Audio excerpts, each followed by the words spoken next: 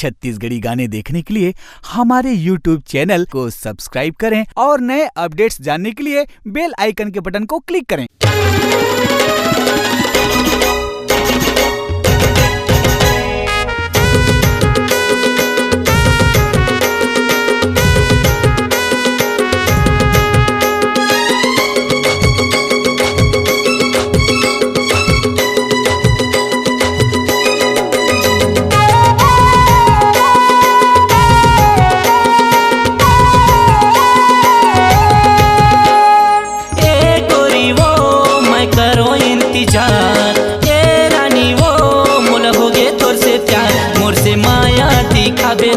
हो जाबे मोरे यार मोर से दिल मिला बेता, हो जाबे मोरे प्यार।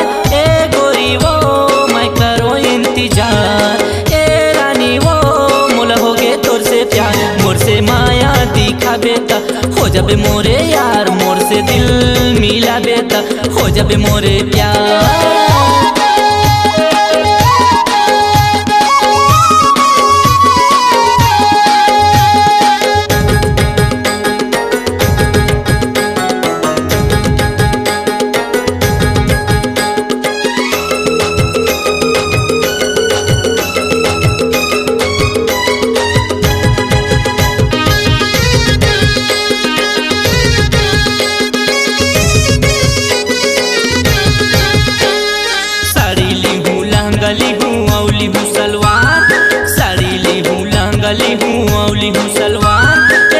पहन के झने जाबे हो जाही बवाल, ए जींस पहन के झने जाबे हो जाही बवाल, ए बवाल हो गे रे शिवरी नारायण कॉलेज में बवाल हो गे, ए बवाल हो गे रे खरौद के कॉलेज में बवाल हो गे।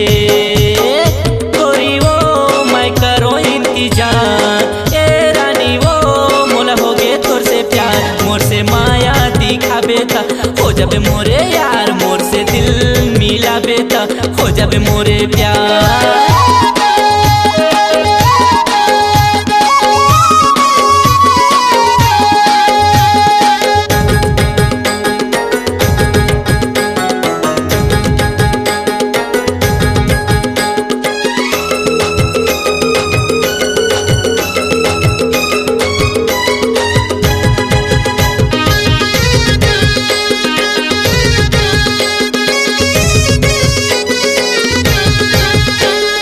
चश्मा चढ़ा के तय फैशन लगाए, चश्मा चढ़ा के तय फैशन लगाए, घेरी भेरी आईना ले नैना लड़ाए, घेरी भेरी आईना ले नैना लड़ाए, ए बवाल हो गे रे शिवरी नारायण गार्डन में बवाल हो गे, ए बवाल हो गे रे गिधौरी के चौके में बवाल हो गे। ए गोरी वो मैं करो इंतजार,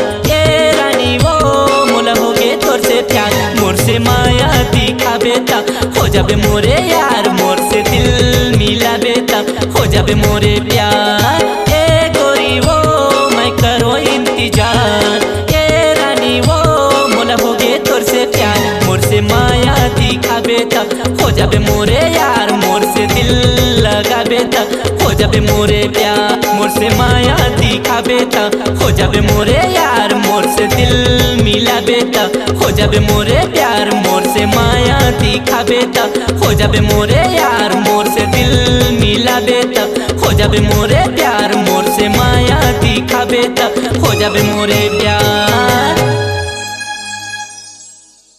आपकी आवाज ही आपकी पहचान है।